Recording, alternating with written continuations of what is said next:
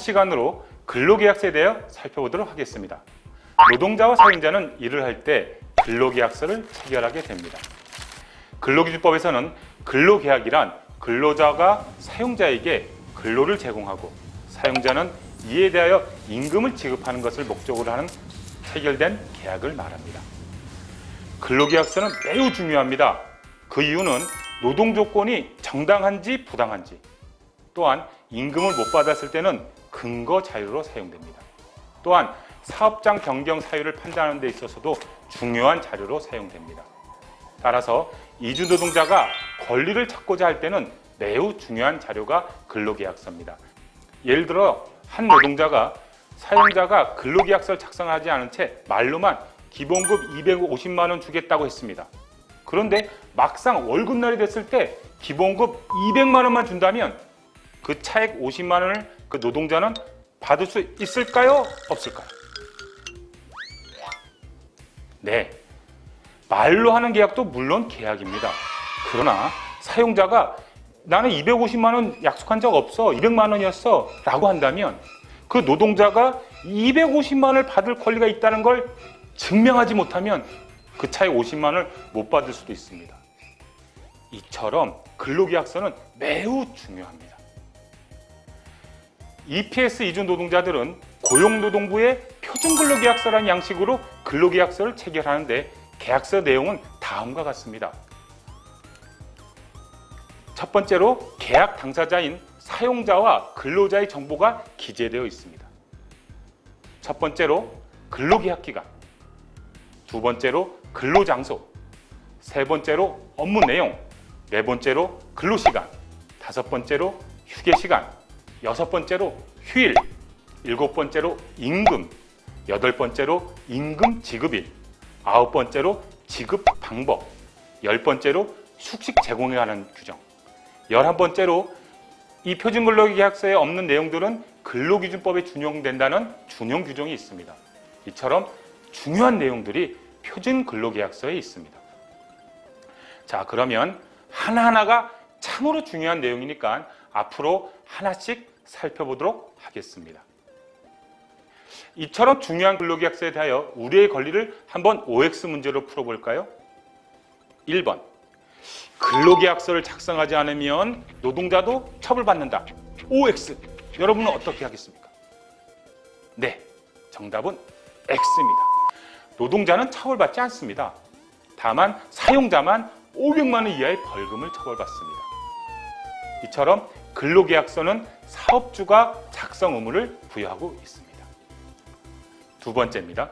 EPS 이주 노동자들은 반드시 고용노동부의 표준근로계약서를 양식으로 근로계약을 작성해야 한다. OX. 네, O입니다. EPS 노동자들은 반드시 고용노동부의 표준근로계약서 양식에 따라 작성해야 됩니다. 그렇지 않으면 이 또한 사업주에게 500만 원 이하의 과태료가 부과됩니다. 그럼 세 번째 문제를 내겠습니다. 노동자가 근로계약서를 요구하지 않으면 사업주는 노동자에게 근로계약서를 주지 않아도 된다. OX. 네, X입니다. 노동자가 근로계약서를 달라는 요청이 없더라도 사용자는 반드시 그 노동자에게 근로계약서를 주어야 합니다. 그렇지 않으면 처벌을 받습니다. 네 번째로, 임금이나 일하는 시간이 변경되면 근로계약서를 새롭게 작성 및 교부하여야 한다? OX. 네, O입니다.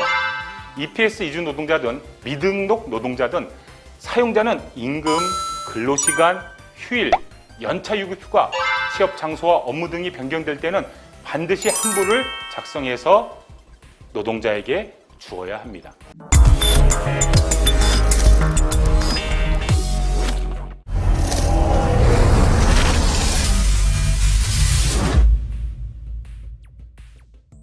표준근로계약서의 내용을 구체적으로 살펴보도록 하겠습니다. 이 강의를 보시는 분들도 인터넷에서 표준근로계약서를 출력받으셔서 같이 보시면 참 좋을 것 같습니다. 자, 첫 번째로 근로계약기간입니다. 일단 계약기간이 언제까지로 적혀 있는지 잘 보셔야 됩니다. 보통 신규 또는 재입국자는 입국일로부터 3년 이내로 근로계약기간을 체결하게 됩니다. 또한 수습기간이 체크되어 있는지를 잘 보셔야 됩니다. 수습기간이 체크되어 있는 경우에 최저임금의 10% 감액이 가능하기 때문입니다. 즉, 현재 2019년 최저시급은 8,350원인데 10%를 감액해서 7,515원까지 수습기간까지 지급이 가능하다는 겁니다. 물론 최대 3개월까지입니다. 업무 내용입니다. 업종, 사업 내용, 직무 내용들이 적혀 있습니다. 그래서 이 적힌 대로 내가 실제 일하는 것과 업무 내용이 같은지를 반드시 확인해 주시기 바라겠습니다. 근로시간과 휴게시간에 대해서 살펴보도록 하겠습니다. 법정 근로시간, 법으로 정한 근로시간은 휴게시간을 제외하고 1일 8시간입니다. 또한 일주 40시간입니다. 또한 이런 법정 근로시간을 넘어서 연장 근로를 할 수 있는데, 이러한 연장 근로시간은 당사자가 합의하면 1일 8시간을 넘게 근무하거나 또는 일주 법정 근로시간인 40시간을 넘게 근로시킬 수 있습니다.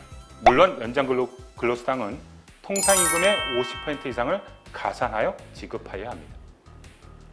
다음으로는 야간 근로시간대를 살펴보도록 하겠습니다.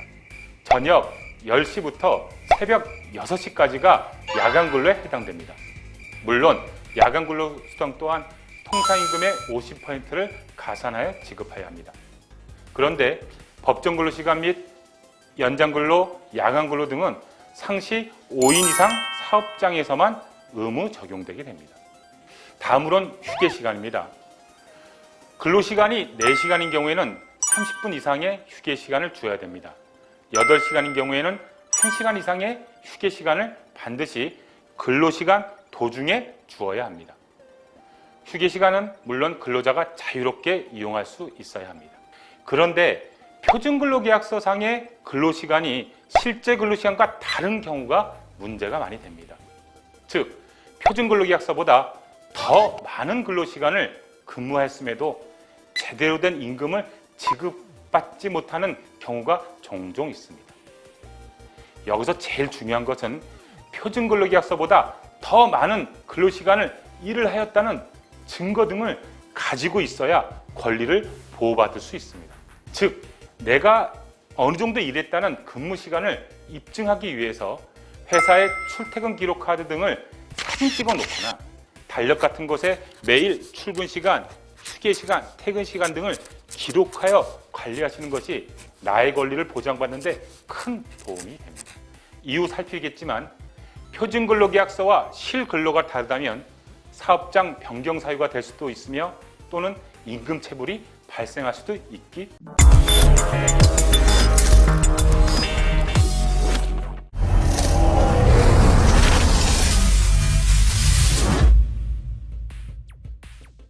자, 표준근로계약서의 내용에 있는 휴일에 대하여 살펴보도록 하겠습니다. 휴일에는 법정휴일과 약정휴일이 있습니다. 법정휴일은 법으로 정한 휴일, 노동자 누구든지 혜택을 받는 휴일을 얘기합니다. 약정휴일은 사용자가 노동자와 약속으로 정한 휴일을 얘기합니다. 2019년 현재 법정휴일은 두 가지입니다. 주휴일과 노동절이 있습니다. 사용자는 일주에 일하기로 한 날에 근무를 다한 근로자에게 일주에 평균 1회 이상의 유급휴일을 보장해야 하며 이를 보통 주휴일이라고 합니다. 월요일부터 금요일까지 근무하는 노동자인 경우에 특별한 규정이 없으면 보통 일요일이 유급휴일인 주일이 됩니다. 즉, 일요일은 일을 하지 않아도 임금을 지급받는데 보통 월급제는 별도의 주휴수당이 있는 것이 아니라 월급에 다 포함되어 있습니다. 쉽게 얘기해서 2019년이 최저시급이 8,350원인데 월급에 포함돼서 계산되면 174만 5,150원이 해당됩니다. 자, 두 번째로는 5월 1일 맞습니다. 바로 노동절이 유급휴일입니다.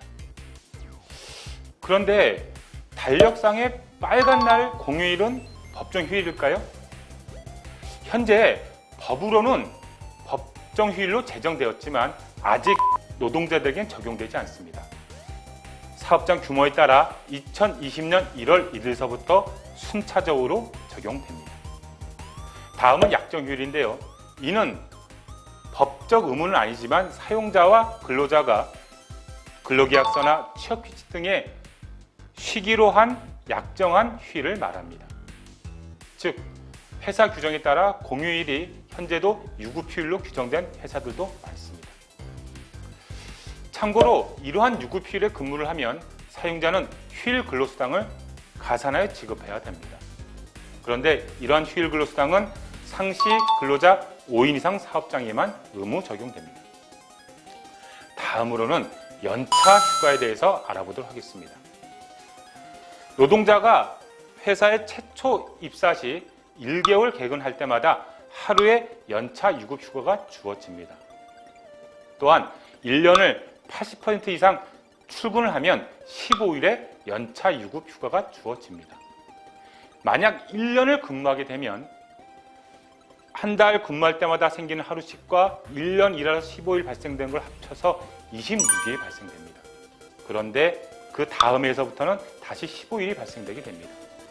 정리를 하게 되면 최초 입사에서부터 1년 되기 전까지는 하루에 한 달씩 생기며 1년이 됐을 때 15일이 발생돼서 26일이 발생되고 2년을 초과할 때는 다시 15일, 3년째는 16일 그런 식으로 가산돼서 연차 수당이 발생되게 됩니다.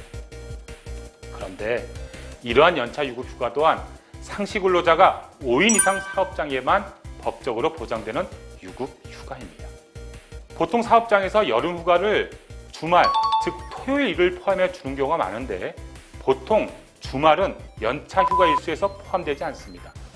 따라서 매년 연차 유급 휴가 등을 달력 같은 데 기재하셔서 만약 내가 사용하지 못한 연차 유급 휴가가 있다면 이는 이후에 연차 수당으로 지급받을 수 있을 것입니다.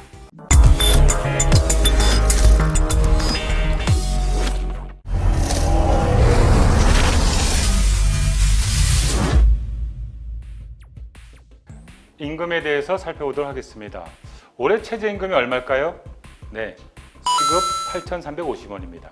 적어도 8,350원 이상은 받아야 한다는 뜻입니다. 자, 이러한 최저임금을 월급으로 계산하면 일일 8시간 근무하고 일주 40시간 근무할 때 주일 수당까지 포함되면 174만 5,150원이 해당됩니다. 특별한 수당이 없으면 이 금액이 월 통상임금에 해당됩니다. 토요일 날 근무하는 노동자들이 많습니다.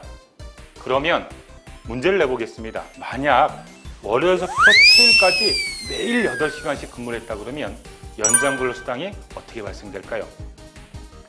네, 토요일은 주 40시간이 넘기 때문에 토요일 8시간이 연장 근로에 해당됩니다. 다시 말해서 시간당 10,000원이었으면 8시간 근무를 했으면 일한 80,000원과 연장 근로수당이 40,000원이 포함돼서 120,000원이 발생되게 됩니다. 두 번째로는 야간 근로수당입니다. 저녁 10시부터 아침 6시까지 이 시간에 근무를 하게 되면 통상임금의 50% 이상의 연장 근로수당을 지급하여야 합니다. 예를 들어 저녁 9시부터 11시까지 2시간 근무를 했습니다. 만약 시간당 통상임금이 10,000원이면 얼마를 받아야 할까요? 네, 2시간 일했으니까 20,000원이 발생되고 10시부터 11시까지는 야간 근로 시간대이기 때문에 추가적인 50% 5,000원이 추가적으로 발생돼서 25,000원을 받아야 됩니다. 세 번째로는 휴일 근로수당입니다. 만약 내가 일하는 날이 원래 일하지 않아도 되는 법정 휴일 또는 약정 휴일이면 그 시간에 일할 때마다 휴일 근로수당이 발생되는데요. 처음 8시간은 시간당 통상임금의 50% 이상을 휴일 근로수당으로 지급하여야 합니다. 그리고 8시간 넘어서는 시간당 100% 이상의 휴일 근로수당을 지급해야 합니다. 예를 들어 내가 일요일에 근무를 하였고 시간당 통상임금이 10,000원이면 1시간을 일하면 시간당 15,000원이 발생됩니다. 그리고 이것을 8시까지는 15,000원씩 발생되다 8시간 넘어서 일하게 되면 1시간당 일할 때마다 맞습니다. 네, 시간당 20,000원을 추가로 받게 됩니다. 이것이 바로 휴일 근로수당입니다. 또한 연장 근무를 하다가 야간 근로시간과 겹치게 되면 어떻게 될까요? 네, 각각 중복해서 계산됩니다. 예를 들어서 시간당 10,000원이면 연장 근로수당 5,000원, 야간 수당 5,000원 합쳐서 20,000원으로 계산되는 거죠. 또한 휴일 근로수당과 야간 근로수당이 중복되면 어떻게 할까요? 똑같이 중복해서 계산합니다. 그런데 중요한 게 있습니다. 이렇게 연장 근로수당, 야간 근로수당, 휴일 근로수당은요, 상시 근로자가 5명 이상 사용되는 사업 또는 사업장에게만 법적으로 지켜야 할 의무로 되어 있다는 것입니다.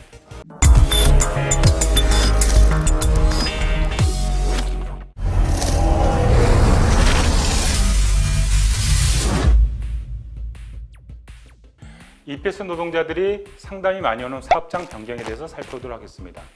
여러분도 알다시피 사업장 변경은 내 마음대로 할 수 있는 것이 아니라 법에 정해진 사유가 해당됐을 때만 변경할 수 있습니다. 최초 3년간에선 3번 할 수 있고요.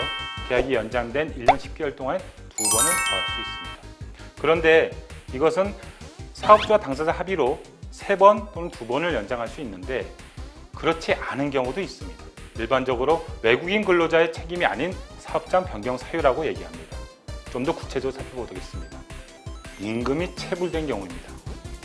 내가 월 임금의 30% 이상의 임금을 2개월 이상 지급받지 못하거나 또는 지연 지급, 다시 말해서 표준근로계약서에 임금 지급이 정해져 있는데 그 날짜를 지키지 못하고 넘어서 지급하는 경우를 지연 지급입니다.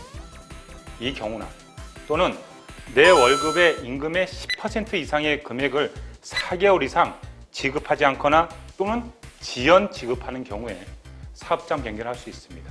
또는 최저임금법에 미달되는 금액을 지급한 경우에는 사업장 변경을 할 수 있고 사업장 변경 횟수에 포함되지 않습니다.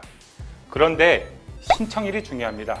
임금체불 또는 지급지연이 종료된 날로부터 4개월이 경과되기 전에 사업장 변경 신청을 하여야 합니다.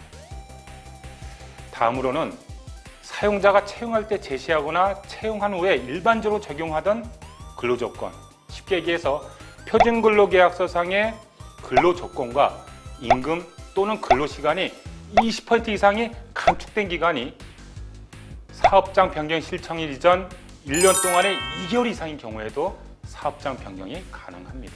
세 번째로는 사용자가 채용할 때 제시하거나 채용 후에 일반적으로 적용하던 똑같이 표준근로계약서에 적혀있는 근로시간대가 우리 이주노동자의 동의 없이 2시간 이상 앞당겨지거나 또는 늦춰진 경우에는 사업장 변경 신청일 이전 1년 동안에 1개월 이상 지속된 경우에도 사업장 변경을 할 수 있고 사업장 변경 횟수에 포함되지 않습니다. 사용자는 표준근로계약서에 정한 장소 외에서 근무를 시켜서는 안 됩니다.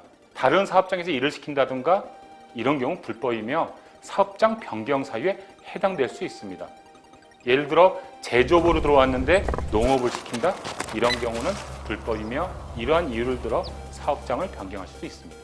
간단하게 근로계약서상 정해져 있는 근로장소에 근무시키지 않으면 이것 또한 고용허가가 제한돼서 사업장 변경을 할 수 있는 경우에 해당됩니다. 표준근로계약서의 내용이 중요한 겁니다.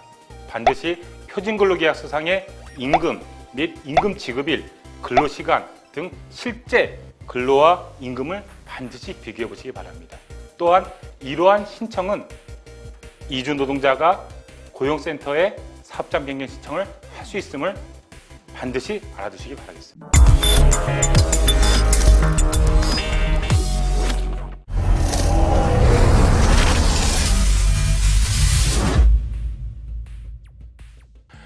다음 표준근로계약서에 있는 숙식 제공 관련 문제입니다.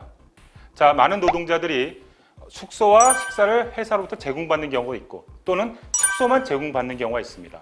이 경우에 숙박비를 임금에서 공제되는데 이 또한 한도가 정해져 있는 겁니다. 1차적으로 숙소가 어떠냐에 따라서 달라집니다. 정말 집처럼 생긴 데냐 아니면 컨테이너처럼 임시주거시설이냐 이것 따라 다릅니다. 만약 정말 아파트처럼 집처럼 되어 있고 또 식사까지 제공하면 나의 월급 통상임금에서 20%까지만 가능합니다. 그렇지 않고 임시시설인 컨테이너 박스인데 식사를 같이 제공한다. 그러면 통상임금의 13%까지 가능합니다. 또한 숙소만 제공한다. 식사는 제공하지 않고 아파트처럼 생긴 제대로 된 숙소에서 숙소만 제공하는 경우는 월 통상임금의 15%이고요. 임시주거시설, 아까 얘기했던 컨테이너 박스 딱 그러면 월 통상임금의 8%까지만 가능합니다. 보통은 이주노동자 같은 경우는 최저임금이 월 통상임금에 해당됩니다.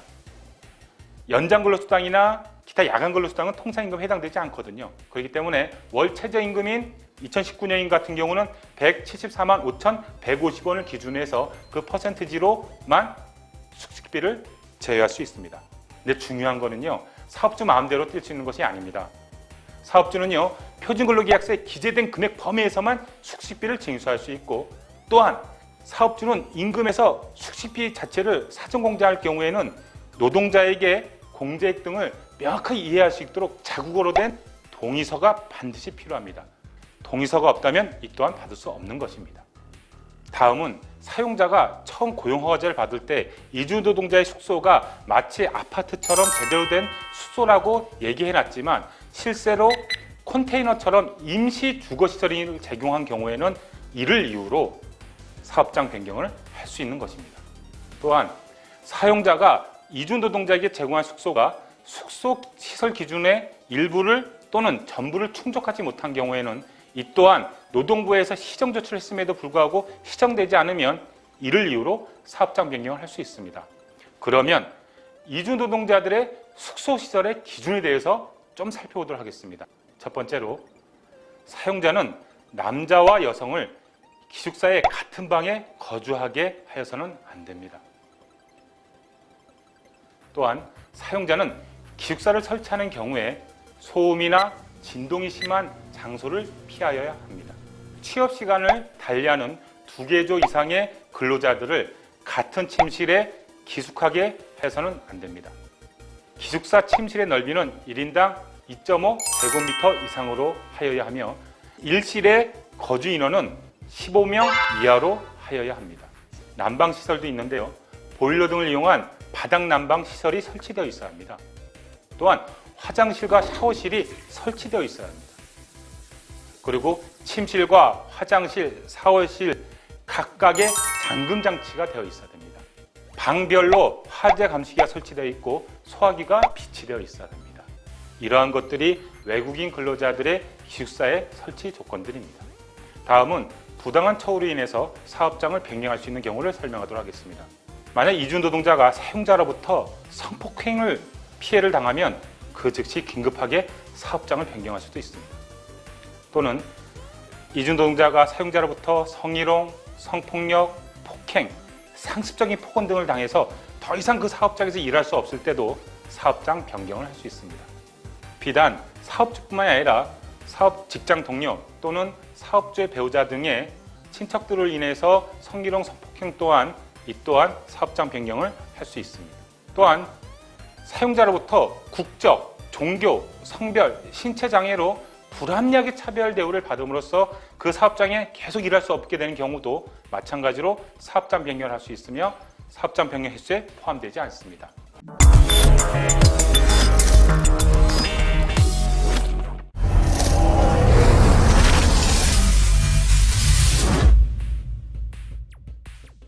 휴업수당에 대해서 살펴보도록 하겠습니다.